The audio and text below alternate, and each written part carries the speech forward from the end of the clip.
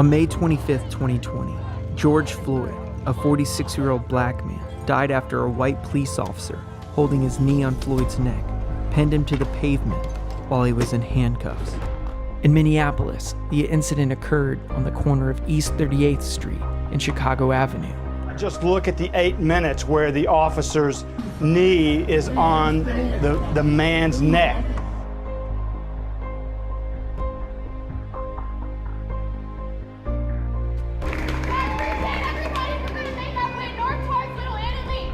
New protests erupted in Minneapolis overnight after a black man died in police custody on Monday. Crowds of protesters swarmed the streets, facing off with officers in riot gear.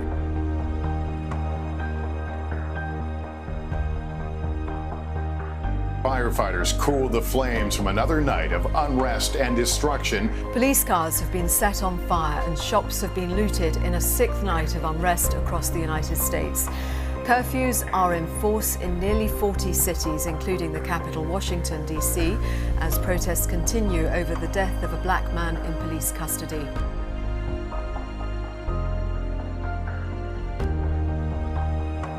It has been a painful night of violence and protests. At this hour, fires are still burning after protesters took to the streets to demand justice for George Floyd, the unarmed, handcuffed black man who pleaded with a police officer to let him breathe. The National Guard is now patrolling the streets after protesters outnumbered city and state police there over the weekend.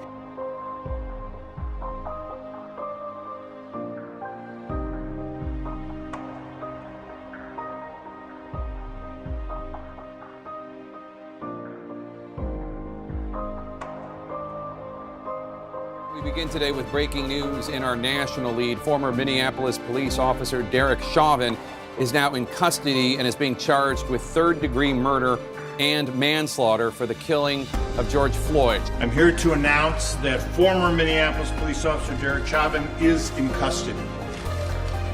At 1 a.m., the president triggered outrage when he tweeted, "These thugs are dishonoring the memory of George Floyd. When the looting starts, the shooting starts." That tweet then flagged by Twitter, adding what it calls a public interest notice, saying the president's tweet violates our policies regarding the glorification of violence and the risk it could inspire similar actions today.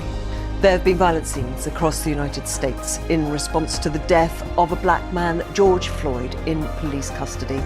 Violent protests have spread to at least 20 cities across America.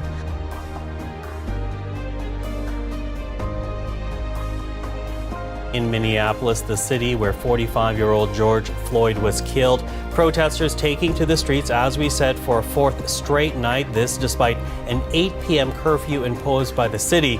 Some setting cars and businesses on fire, others looting stores. More members of the National Guard were deployed to the city to help local police. And today, in a rare move, the Pentagon ordered the Army to put military police units on alert. The National Guard is out here. They are really giving firefighters here in Minneapolis a chance to put out the number of fires that were set across the city.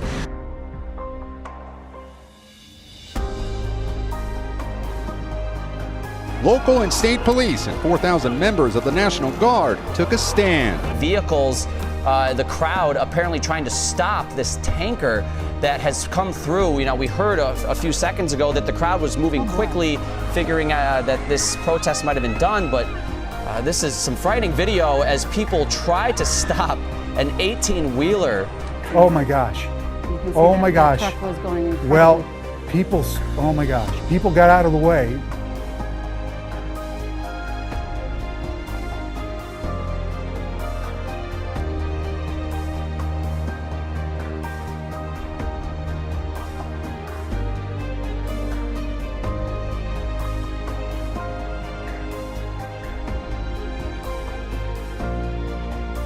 George Floyd's brother is speaking publicly for the first time. His younger brother visited the memorial here to honor George and pay his last respects. The evidence is consistent with mechanical asphyxia as the cause of death and homicide as the manner of death. The autopsy shows that Mr. Floyd had no underlying medical problem that caused or contributed to his death. If a city or state refuses to take the actions that are necessary to defend the life and property of their residents, then I will deploy the United States military and quickly solve the problem for them.